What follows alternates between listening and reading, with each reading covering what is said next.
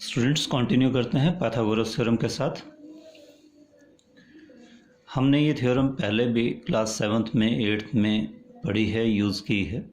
Main focus इसको prove करने पे होगा। जैसे आप इसके स्टेटमेंट जानते हैं, in a right angled triangle the square of the hypotenuse is equal to the sum of squares of other two sides. कहने का मतलब, अगर किसी ट्रायंगल में एक एंगल 90 डिग्री का है तो जो उसमें हाइपोटेन्यूज, जैसा आप जानते हैं हाइपोटेन्यूज का मतलब जो 90 डिग्री की अपोजिट साइड है, तो उसका स्क्वायर यानी AC का स्क्वायर जो दो साइड्स बच गई उनके स्क्वायर्स के सम के बराबर, यानी एक साइड ये बच गई AB तो इसका स्क्वायर प्लस इसका स्क्वायर दूसरी साइड जो है। तो इसको आज प्रूव करेंगे, बहुत ध्यान से देखिएगा। बहुत इंपॉर्टेंट थ्योरम है एग्जामिनेशन पॉइंट ऑफ व्यू से। एग्जाम में ये थ्योरम आमतौर पर पूछी जाती है। जैसा मैंने कहा था कि गिवन और टू प्रूव जो है स्टेटमेंट में ही होते हैं। In a right angled triangle, वो हमें एक राइट ट्रायंगल दे रहा है, ये हमारा गिवन हो गया। In triangle ABC angle B is 90 degree. Square of the hypotenuse हमें प्रूव करना है। Square of the hypotenuse is equal to the sum of the squares of other two sides, यानी हमें प्रूव करना है कि AC का square AB square plus BC square के बराबर होगा।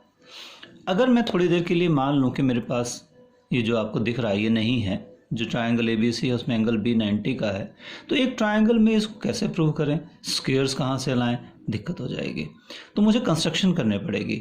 इसका मतलब मैं कंस्ट्रक्शन करूँगा। मैंने क्या किया, एक और परपेंडिकुलर ड्रॉ कर दिया B से AC के ऊपर, वही थ्योरम जो भी हमने प्रूव की पीछे। So in triangle ABC draw BD perpendicular AC. We have drawn a perpendicular on AC from point B. Now, as we have seen earlier, now let us consider this smaller triangle and the whole triangle. इस छोटे वाले triangle को और इस पूरे triangle को देखिए, जैसे भी हमने पिछले थ्योरम में किया। एंगल A कॉमन है इस छोटे वाले ट्रायंगल के लिए भी और इस बड़े वाले ट्रायंगल के लिए भी। तो angle A equal to angle A common हो गया। इसमें ये वाला एंगल 90 है और छोटे वाले में ये वाला 90 है, यानी angle ABC is equal to angle ADB 90 degree each. एक गिवन है, एक हमने कंस्ट्रक्ट किया, right. So angle A is equal to angle A, angle ABC is equal to angle ADB 90 degree each by given and construction. It implies we can say by AA criterion, क्योंकि दो angle equal मिल गए।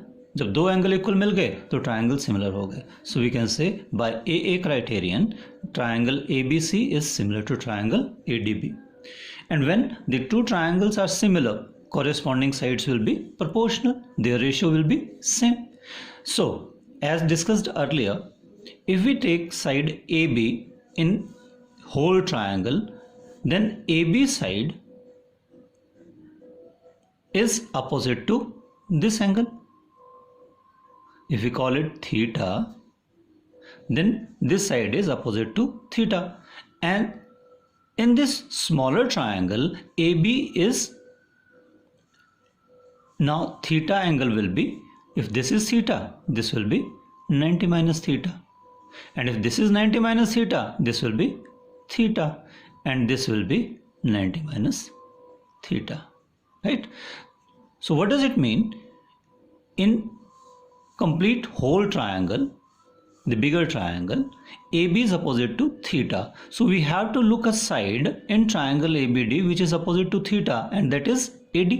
So I am taking corresponding to AB, AD side. And likewise BC is opposite to 90 minus theta in complete triangle, the bigger triangle BC. And in smaller triangle, side opposite to 90 minus theta is BD. That's why I have taken BC corresponding side DB or BD. And the third, which is the most easier one, in the whole triangle AC is the hypotenuse, and in this smaller triangle AB is the hypotenuse. So corresponding to AC we get AB. Now comes the important point. The result is related with squares of sides. So we have to look for squares. From where we can get square?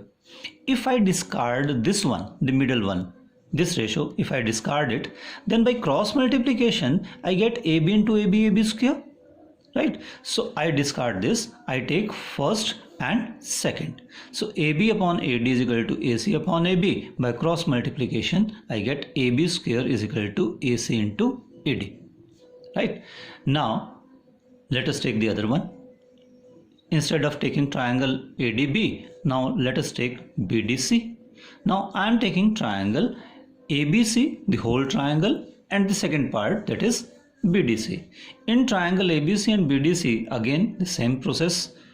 Angle ABC is 90, angle BDC is 90. It is given, each given and construction.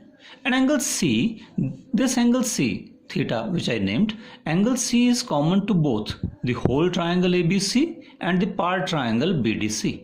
Right? So again I got two angles equal, two angles same. It implies again the two triangles, I can say ABC and BDC, they are similar by AA criterion, जो कि हम पहले सीख चुके हैं. फिर से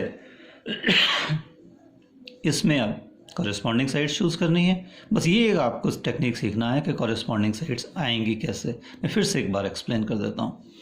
अब पूरे ट्रायंगल में ABC साइड जब हम लेते हैं तो AB साइड किसके अपोजिट है? थीटा के. और इस छोटे ट्रायंगल में थीटा के अपोजिट साइड कौन सी हुई? BD. मतलब AB की जो कॉरेस्पॉन्डिंग साइड आएगी वो कौन सी आएगी? BD. ऐसे ही इसमें BC साइड अगर लो पूरे ट्रायंगल में तो ये BC साइड किसके अपोजिट हुई? 90 माइनस थीटा के. As you can see 90 minus theta के अपोजिट BC. और छोटे ट्रायंगल में 90 माइनस थीटा एंगल यहाँ है, इसके अपोजिट साइड कौन है? DC. इसलिए मैंने BC की कॉरेस्पॉन्डिंग कौन लिया? DC. और तीसरी जो कि सबसे आसान, जैसे मैंने कहा था, AC इसका हाइपोटेन्यूस है बड़े वाले ट्रायंगल में और इसका हाइपोटेन्यूस कौन बनेगा? ये 90, तो BC बना, तो इसलिए AC के कॉरेस्पॉन्डिंग BC आएगी. अब फिर से वही बात आ गई, हमें स्क्वायर ऑफ साइड चाहिए तो हम तीन रेशो में से कौन सी दो लें कि मेरे को स्क्वायर मिल जाए? किसका? AB का स्क्वायर पहले आ चुका है, तो अब किसका आना चाहिए? BC का स्क्वायर.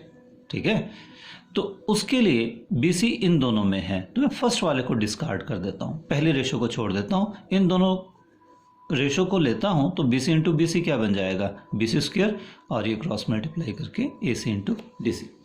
क्या हो गया? मेरे पास दो साइड्स के स्क्वायर्स आ गए, AB का भी स्क्वायर आ गया, BC का भी स्क्वायर आ गया. अब फिर से जरा इसको देखो, मेरे को AB स्क्वायर और BC स्क्वायर को क्या करना था? प्लस.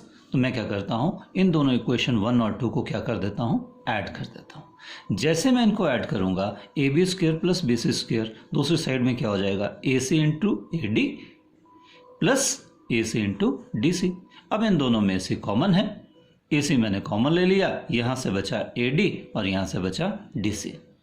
अब अगर फिगर को ध्यान से देखें तो AD में अगर मैं DC को प्लस करूंगा, AD और DC को प्लस करूंगा तो ये पूरा क्या बन जा रहा है? AC. यानी AD प्लस DC की जगह मैं क्या लिख सकता हूँ? AC.